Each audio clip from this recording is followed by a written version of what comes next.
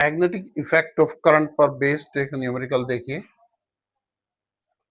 ये एक सर्कल है और सर्कल के अंदर वायर ऐसे है।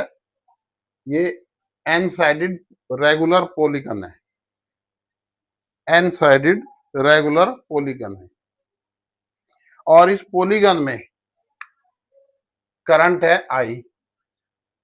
इस पॉलीगन में करंट है आई। इसके सेंटर पे मैग्नेटिक फील्ड फाइंड करना है, जबकि सर्किल का रेडियस ए है। क्या क्या गिवन है? A regular polygon of n side carrying current I is in a circle of radius a. Find magnetic field at point C. एक सर्किल के अंदर, एक वृत्त के अंदर एक रेगुलर पॉलीगन है। रेगुलर पॉलीगन जिसकी सारी साइड सेम है, उसमें करंट आई है, तो इसकी वजह से सी पॉइंट पर कितना मैग्नेटिक फील्ड होगा इस पॉलीगन की वजह से। तो इसमें एक वायर से निकाल लेते हैं मैग्नेटिक फील्ड और उसको एन से मल्टीप्लाई कर देंगे। सिंपल बात है। तो मैंने एक ये वायर कंसीडर किया, ए और बी। ये एक wire A B, X Y ले लीजिए आप, ए बी ना ले, एक्स वाई ले। ये एक्स वाई वायर है, इसमें करंट अपवर्ड है और इससे इस पे नॉर्मल ड्रॉ किया और इसको इससे ज्वाइन कर दिया और इसको इससे ज्वाइन कर दिया। राइट। तो ये जो ओ पॉइंट है, ओ से सी तक का जो डिस्टेंस है ये वाई होगा।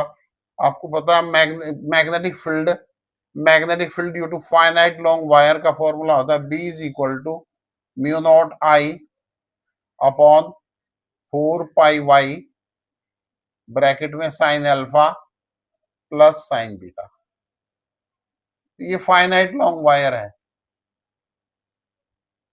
इसमें करंट आई है, रेडियस इसकी ए है, तो सी एक्स कितना है? ए है। टोटल सर्किल के सेंटर पे टोटल एंगल होता है 2 पाई और कितनी साइड इसमें एन, तो ये एंगल कौन सा? एक्स सी वाई की वैल्यू होगी 2 पाई बाई एन। ये total angle 2 pi by n है, तो half angle that is alpha angle is equal to beta angle is equal to pi by n. ये एंगल आया। अब ये निकालता हूं OC. OC base, c x hypotenuse is cos theta and theta is what? Pi by n. So OC is what? CX, A cos pi by n.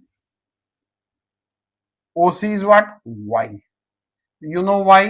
A cos pi by n, alpha beta pi by n. ये values यहां रख दे। तो B due to X Y wire कितना आएगा? Mu naught I upon Y. Y की value क्या है? A cos pi by n और ब्रैकेट में क्या है? Sine alpha plus sine beta. Alpha beta pi by n दोनों सेम है, तो ये हो जाएगा 2 साइन पाई बाई एन। 2 से 2 कैंसिल्ड आउट और sine pi by n upon cos pi by n is the 10 pi by n. So B X Y is equal to mu naught I upon 2 pi a into 10 pi by n.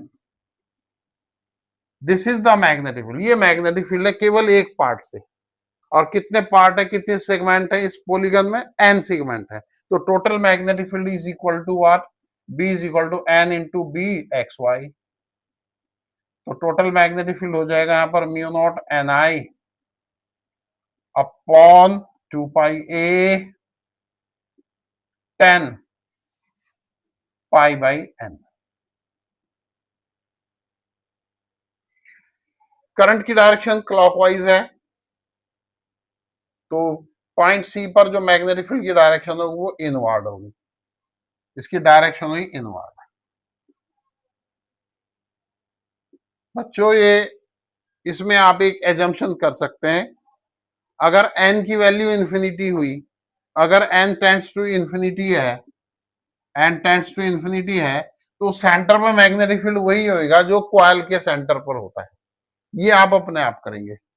If n is tending to infinity, then the magnetic field at the center C is the same as due to a coil. I hope so समझ आया होगा आपको ये. Thank you.